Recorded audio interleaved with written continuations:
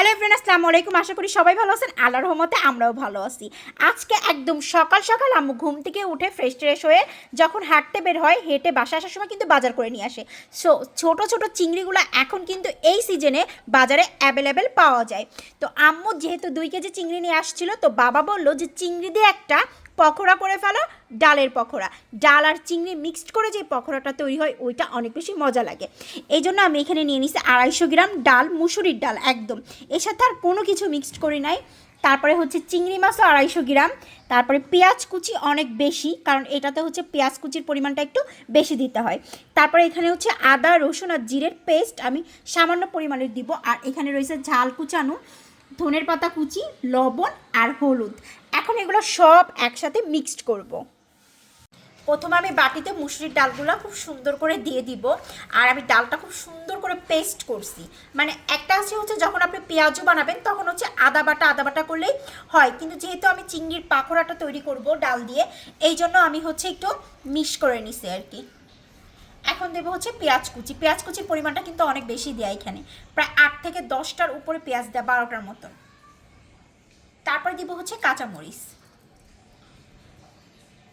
তারপরে ধনের পাতা কুচিটাও দিয়ে দিই একবারে।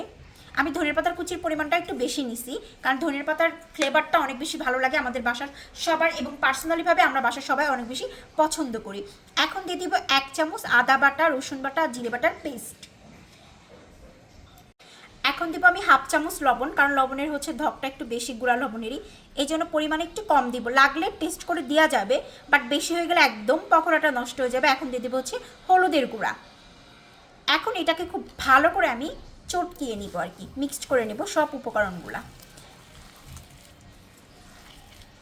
এগুলো খুব ভালো করে মিক্সড করার পরে এখন আমি দিয়ে দেবো হচ্ছে চিংড়ি মাছগুলা যেহেতু একেবারে গুঁড়া গুঁড়া চিংড়ি, এই জন্য আমি সবগুলো একবারে দিয়ে একটু ভালো করে মিক্সড করে নেব।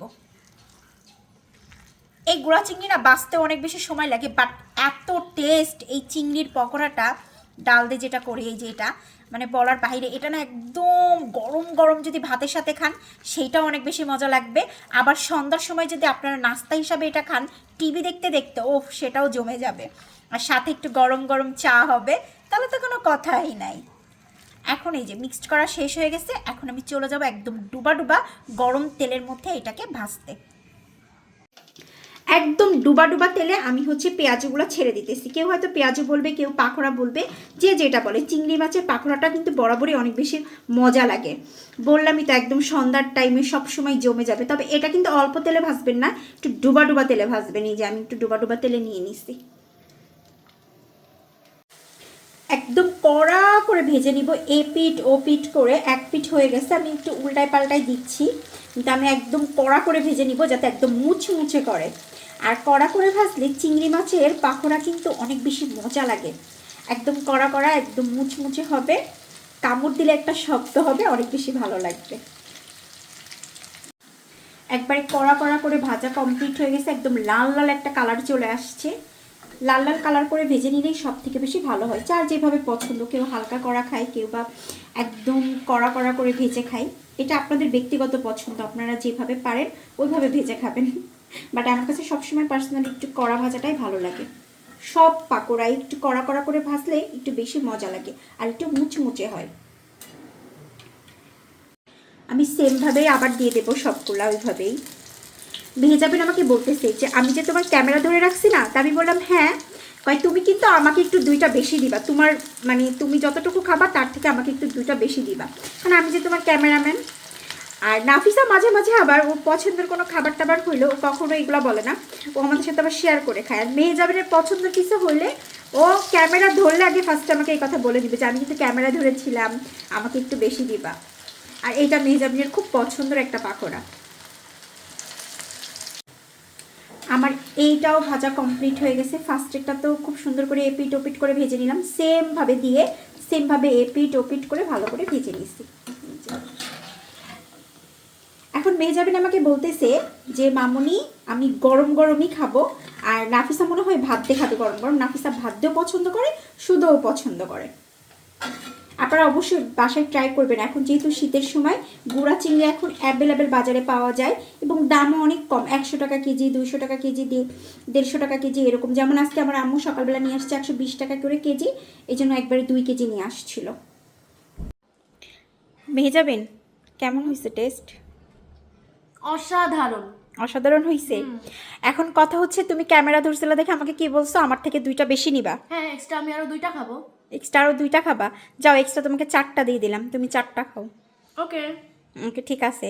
বাট নাফিসার জন্য আবার এই কথা না জানে, নাফিসা জানলে আবার সমস্যা, তাহলে ও আমার কাছে আরও 4টা বেশি যাবে। তখন তখন আর পাকোড়া আমি খেতেই পারবো না চিংড়ি মাছের। অনেক মজা হয়েছে। হ্যাঁ, একদম ক্রিস্পি অনেক বেশি। চলো নাফিসাকে ডাক দিই, নাফিসাকে দিই। নাফিসা বুড়ি, মেহেজাবিন তো রিভিউ দিল, খুবই টেস্ট হয়েছে। তুমি এখন খাও, খাওয়ার পরে বলো যে কেমন হয়েছে। এটা কিন্তু তোমার চিংড়ি মাছের পাকোড়া, তুমি তো বানানোর সময় ছিলা না। তোমার পছন্দের পছন্দের হ্যাঁ, ডাল চিংড়ি দিয়ে পাকোড়া করা, খাও। সেই মজা হয়েছে। তুমি কি ভাত দিয়ে খাবা, গরম গরম ভাত দিয়ে খাবা নাকি শুধুই খাবা? আমি জানতাম তুমি এই কথাটাই বলবা, এই জন্য আমি কিছুটা তোমার জন্য রেখে দিছি ভাত দিয়ে খাওয়ার জন্য।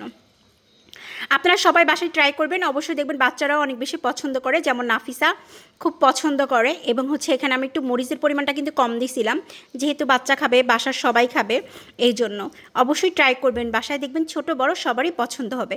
সবাই ভালো থাকবেন, আল্লাহ হাফিজ।